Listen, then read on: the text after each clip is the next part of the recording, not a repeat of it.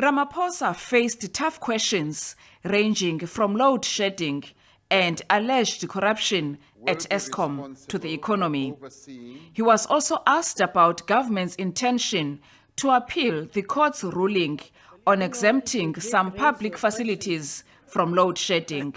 So I cannot understand how, Honourable President, that this decision of a full bench is being appealed by this government. Ramaphosa defended government's intention.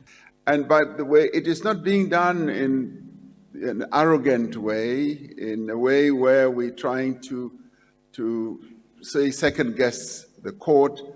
It is actually being done to ensure that we save the grid, because otherwise it would collapse if we were to implement that judgment in full.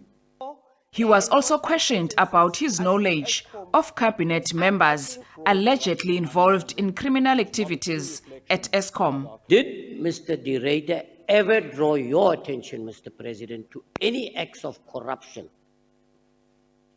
in Eskom? And or did Minister Godhan draw your attention to the statement that De Ruyter makes, that he informed Mr. Godhan that there's high levels of corruption and senior politicians are involved? The president said the only information he had was already in the public domain and presented to the state capture inquiry. Never was information ever put about the personalities that are involved. And hence I say, the process of identification of all that is a matter that should be fully put before the law enforcement agencies. It should be properly investigated so that those who are involved should then be identified and dealt with. Ramaphosa was also questioned about the allegation made by the U.S. ambassador to South Africa that a Russian ship that had docked at Simonstown in December loaded weapons for use by the Russian military in the war with Ukraine.